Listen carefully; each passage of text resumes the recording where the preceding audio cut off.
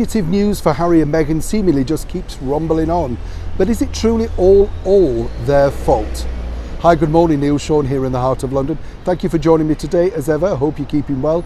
And of course, welcome one and all brand new subscribers. And trust me, I normally do sound better than this once I've got rid of the cold. It is going though, don't worry. I know, you wake up and sometimes you sound like Dooley Wilson.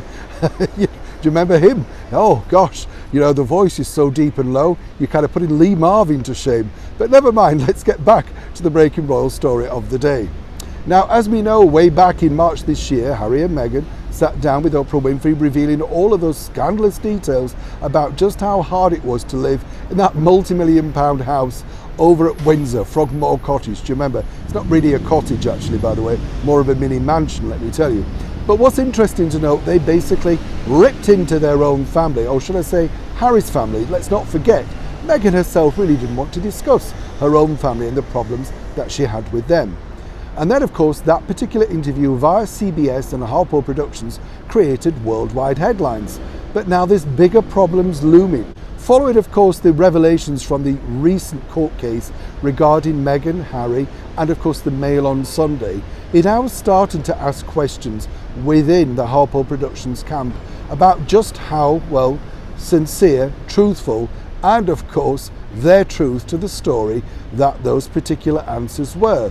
Now, as we've told you before, a lot of these things have been debunked. Do you remember the embarrassment for the Archbishop of Canterbury, who had to come out and say there was no secret wedding? Do you remember the situation where basically, you know, she'd had this problem herself with the passports and she hadn't been allowed to travel anywhere? Lots and lots of ineffectual stuff. And yet they proceeded ahead with it. We told you at the time, of course, that it would have been very easy for the research team of Oprah Winfrey to, of course, just check out some of the basic facts, and you often wonder why they didn't. But of course they didn't want to rock the narrative.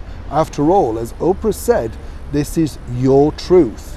But what's interesting now is, given the backlash and the revelations that have come out, even the Oprah Winfrey camp are now questioning and wondering themselves exactly what was the true story behind some of those questions.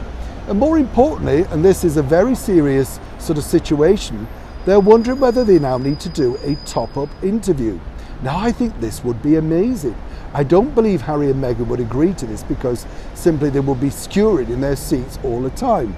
But of course, Oprah Winfrey is a very powerful mogul in television and would no doubt like to get a top-up version, their side of events, as to what's happened over the last 6-9 months.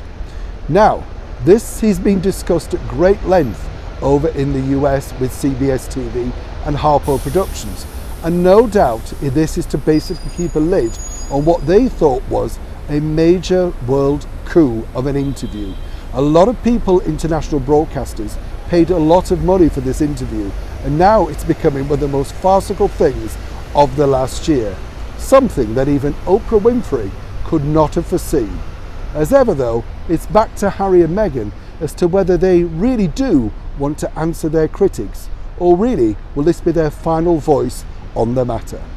Neil Sean in the heart of London.